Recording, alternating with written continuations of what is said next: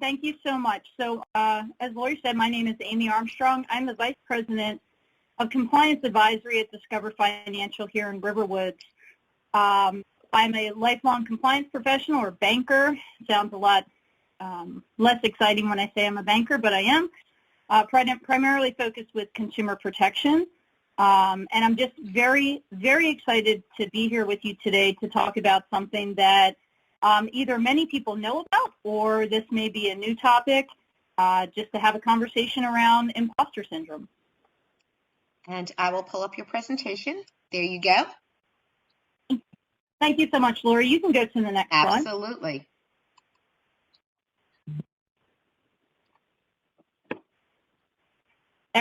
So what is this exactly? What is this imposter syndrome? I actually tend to dislike the negative connotation that comes with the word syndrome. I feel like this is more of a shared experience, and hopefully we'll all agree with that by the time the presentation is over. So imposter syndrome is just that. You feel like an imposter. You have this feeling of self-doubt and fraudulence almost, or incompetence, even though you either on paper or even feel very accomplished, whether it be in your personal life, your education, or your career. This is definitely, it shows itself through self-talk or, in my example, description of yourself to others. So I, on paper, again, very, very accomplished or successful in my career, but I often start my elevator pitch of myself this way. So I'm a lower class or lower middle class kid from New Jersey who happened to get very lucky because I didn't have an opportunity to go to college, but I landed a very good job. I was just a waitress, but someone at the Federal Reserve saw something in me and took me under their wing. So all of that has nothing to do with my own abilities or my own inherent talents or skills. It's very much based on external forces or someone else coming into my space to help me. I kind of liken it to, when I describe this to friends, it's as if you went to a party, very exclusive party, but you weren't actually invited, but you snuck in through the back door. And while you're very much enjoying the party and the conversation and the music and the food, there's always this sense that maybe the host or someone else is going to point you out and you're going to lose all of that because they're going to find you out, that you weren't actually supposed to be enjoying any of this, that you didn't deserve to be there. Unfortunately, it's not very uncommon among women. It's actually very common among very successful women. I will tell you this. When my colleagues and I were talking about what we were doing today, I said, oh, I'm going to give a presentation or a talk about imposter syndrome. And my female colleagues knew exactly what that was. My male colleagues needed a little more prep or conversation or definition around what that was and why that was. So where did this come from? Next slide, Lori, thank you. So the genesis of this term or this idea is really based in a 1978 research document by Pauline Ross-Plante and Suzanne Imes called The Imposter Phenomenon in High-Achieving Women. I will say this is about 7 pages long. I always suggest that folks at least get a baseline and go out and take a look at that. I'll be honest, I will read Facebook posts from friends that are probably longer than 7 pages, so I always suggest or recommend that folks take the time. It's about a 10-minute read and go out and take a look at this.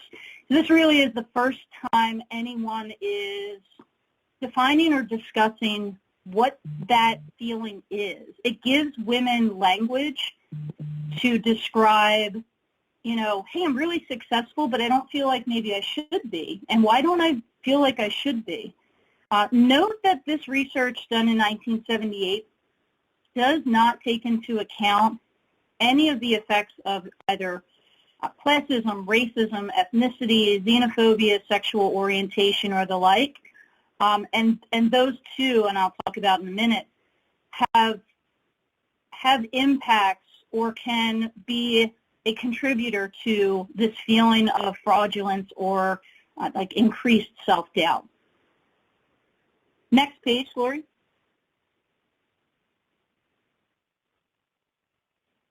So like I said, it gave women a language to describe what this was or how they were feeling. Not just women, lots of women. Lots of women who we know, who we respect. Michelle Obama, former First Lady Michelle Obama, has been very candid and open about her experiences with this imposter syndrome. Quote, I had to overcome the question, am I good enough? Many women and young girls walk around with that question in their minds. I overcame that question the same way I do everything, with hard work. I decided to put my head down, let my work speak for itself. I felt like I had something to prove because of the color of my skin and the shape of my body, but I had to get out of my own way. It never goes away. It's sort of like, wow, you're actually listening to me.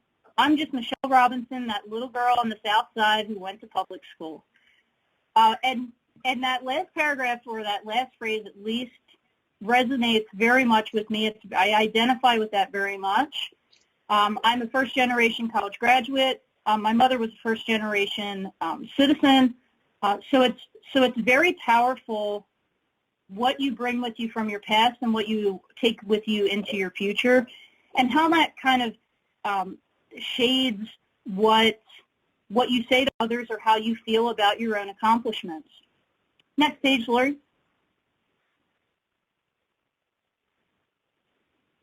Like I said, lots of company and good company. It's almost jarring or surprising when you see how many women experience this feeling.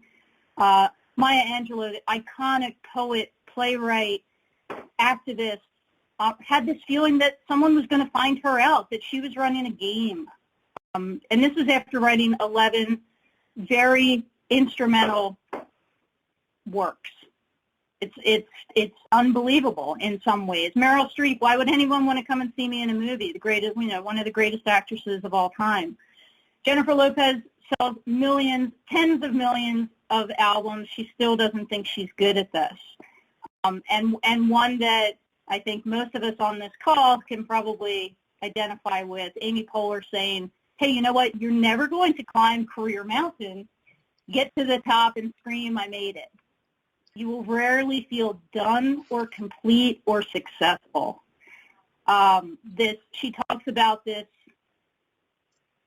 idea of simultaneously feeling slighted and then also feeling like a total fraud. I tend to call this the, hey, why didn't you pick me? And, well, why would you pick me?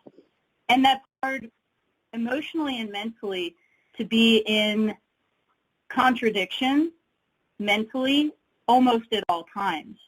But these slides, again, I put together to say, you know what, yes, this is a feeling, yes, this is real, and it's also real for a lot of people. Next slide, Lori. Thank you. So why do we feel this way? Or why do 70% of us feel this way?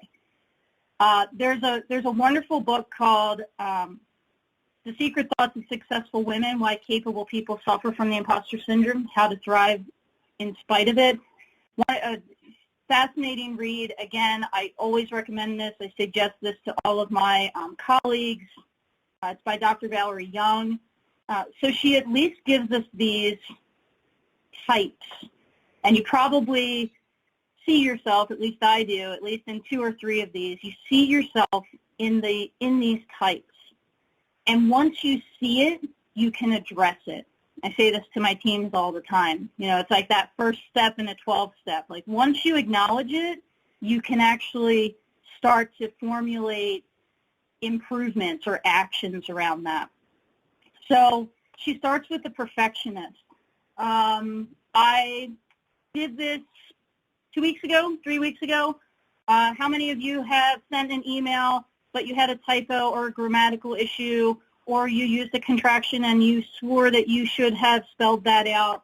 and you're desperately looking for file, recall, resend.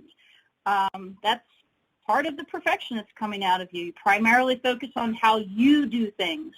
You're not reaching out necessarily to others, and you're spending a lot of time and energy in getting it not just right, but your idea of right.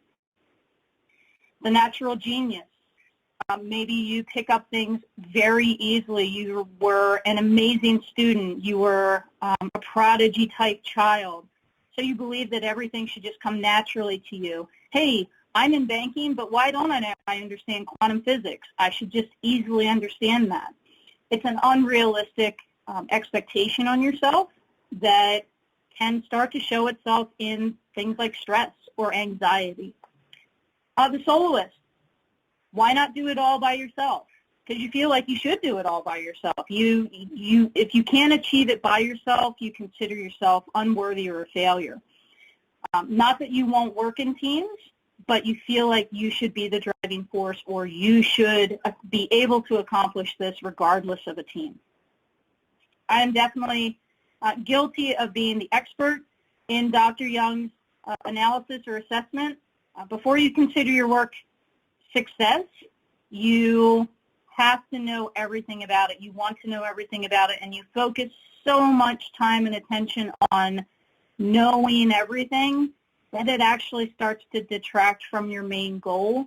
So you find yourself in those 100-hour work weeks focusing additional time on the main goal because you spent so much time leading up to, quote-unquote, trying to know everything.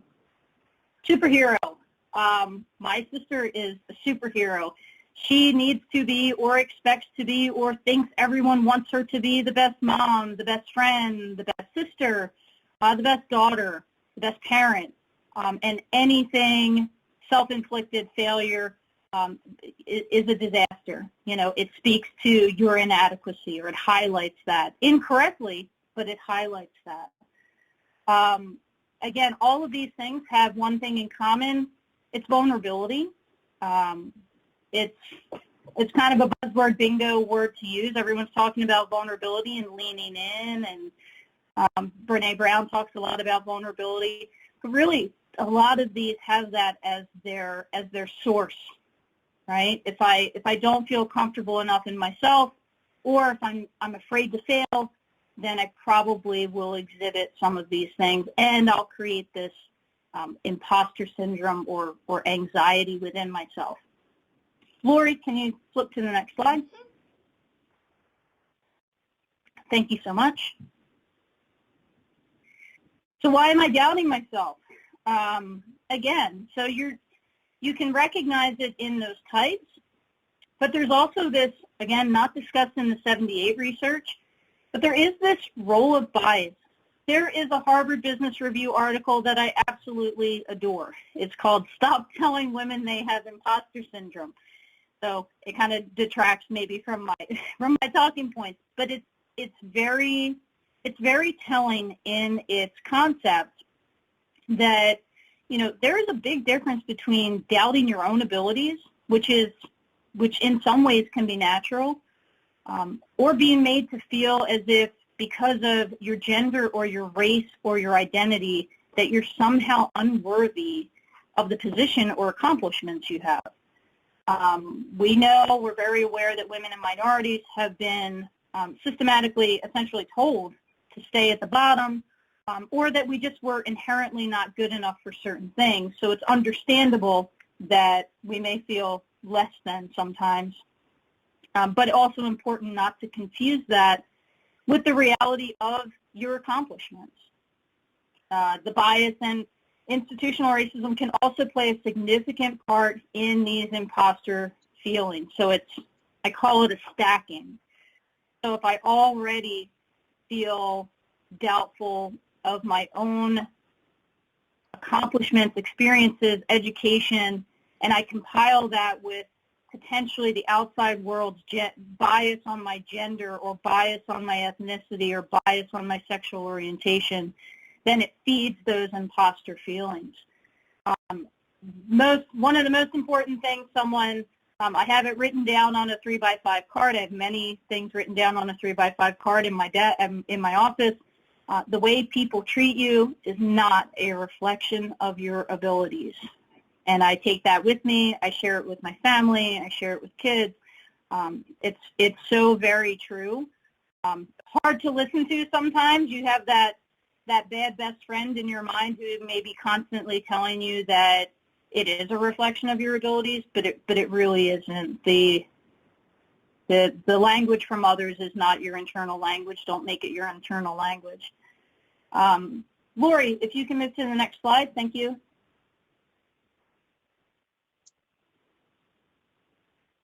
So what are some real tactical ways to kind of either quiet down that negative best friend in your mind, or just take an ownership or a hold over these kind of imposter or fraudulent feelings? The first one has probably been the most important and the most meaningful to me. It has impacted the way that I internally speak to myself, think about things, interact with others, and absolutely describe myself. Change the language. You're not lucky. You're capable, you're hardworking, you're intelligent. You're all those things inherently that come with you as a person. You're not lucky. It diminishes and disregards things that you know you've done to get to where you are, whether that's personally or professionally. Write down your successes and recognition. That sounds trite, but it's really the opposite of that has helped me and others. Write down when you avoid it. When someone says you've done a good job or pats you on the back and you immediately go towards, yeah, no, that wasn't such a big deal, or, well, that test was kind of easy, or I had someone recently come to me and they said, oh, I was a straight A student and I brought my grades to my dad when she was in college. And he said, well, that's great, but I think that college is probably pretty easy compared to other colleges. So again, it's this historical kind of feedback loop that we kind of live in. But yeah, understand where that's coming from. Understand, how to reverse some of that. Understand the rules. HP here at Hewlett Packard. I'm already in my perfectionist mind upset with myself because I didn't spell that out first and then put HP in parentheses station. But it was a Hewlett Packard study done several years ago that found that men apply for positions, and I think most of us on this call probably knew this before they did a study, but men apply for positions when they meet 60% or less of the requirements within a job posting. Women will only apply, in most cases, there are exceptions, but women will mostly apply when they meet or they think they meet 100%. So what that study really showcased was that it wasn't that women were necessarily lacking confidence. They needed to better understand the hiring process, that if you have 60% of the requirements, there were also other things, whether they be personality or other experiences or extracurricular, that you could highlight in an interview process. There may have been a network of people that you knew that made up for that other 40%. And it's a very interesting study because it was determined that, men kind of understood there was this other 40%, but they made it up in other ways, whether that was communication again or network, but women tend to discount more often that they also have those other qualities or attributes, but if they don't meet, we're rule followers by nature, right? It makes me a good compliance person, I say all the time, because I've been systematically by my gender taught to follow rules. So that's a big part of it, understanding the rules. The company you keep. I'm not going to belabor this because we understand this.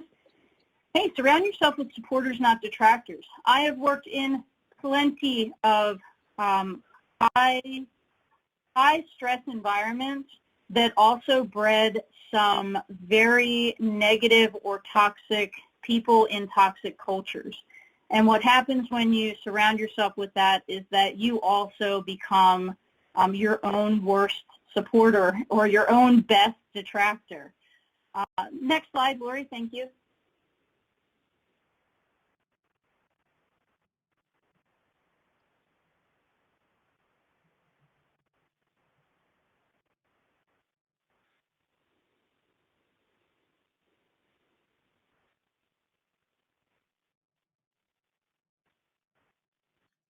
Am I now having the same trouble as Kate did?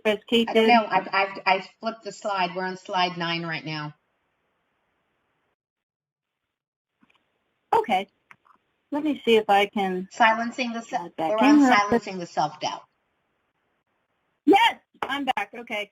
If you leave this up too long, fun fact, it will freeze and it will not advance anymore. But we're back on track. So avoid comparisons. Very, very difficult to do. I understand that. Everything is a highlight reel. I see it constantly with friends and family, whether it's Facebook or it's Instagram or it's even LinkedIn.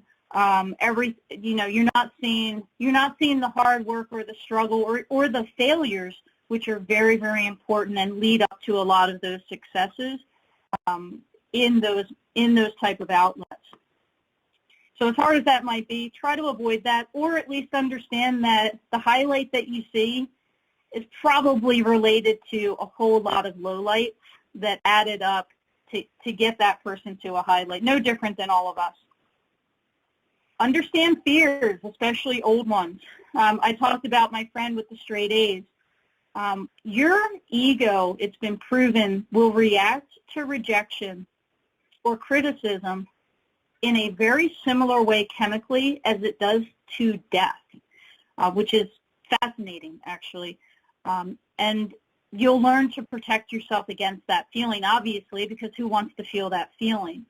So I advise folks I mentor and say, understand and work through some of those limiting beliefs created not by you, but created by others, whether it's back into your past or it's yesterday in your boss's office, or just kind of work through or understand where those things are coming from.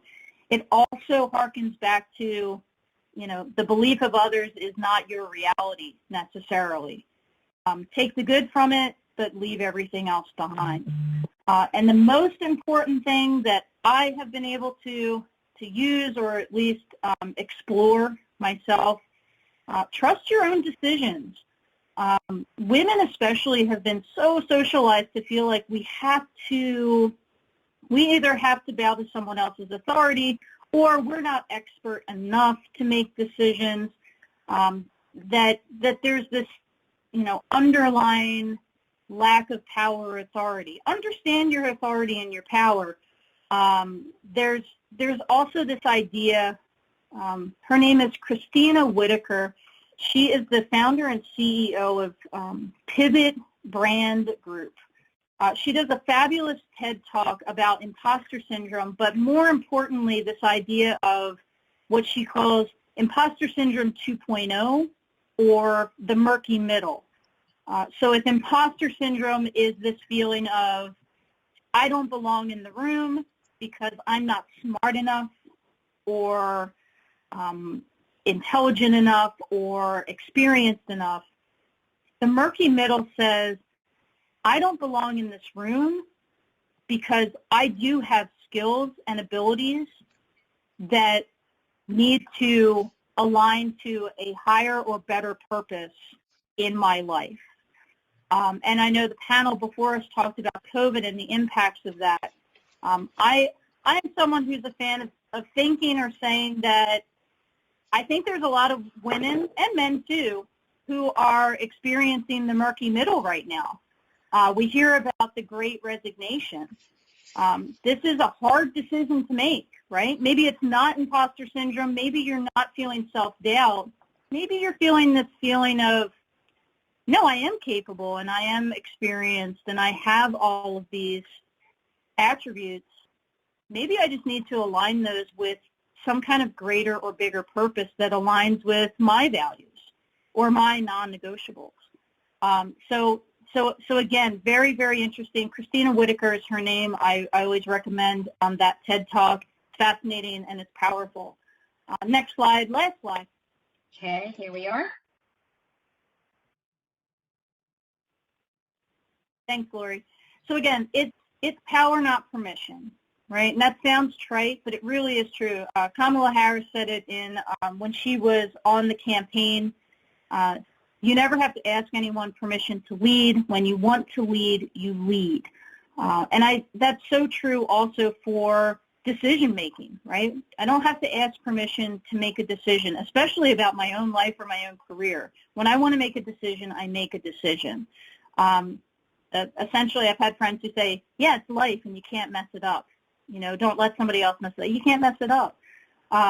So that really is, that's my presentation. I got in at 4:35. I'm exceptionally proud of myself, to be honest.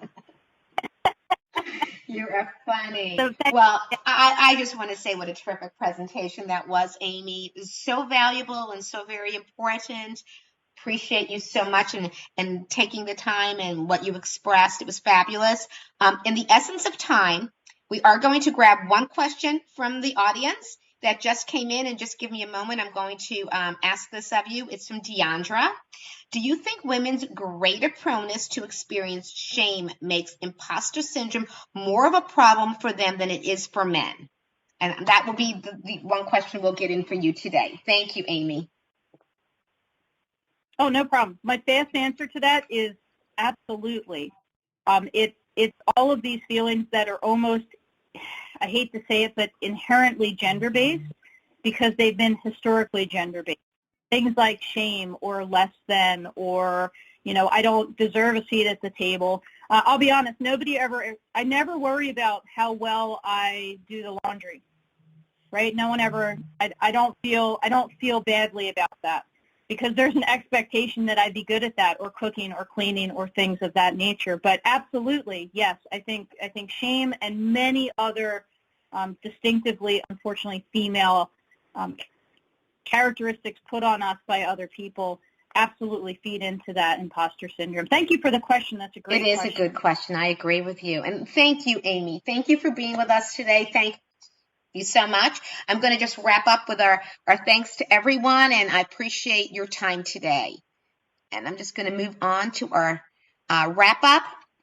So I would like to say, on a high note, we've just had a fabulous meeting. I would really like to thank all of our speakers today, both our panel members and our keynote members. I'd like to thank all of our listeners as well. Without all of you, these types of events would never be possible. Let's all continue to support women's leadership and learn from one another. Please be safe, be kind to yourselves and each other, and be well. Until next time, this is Lori Evans signing off. Good night.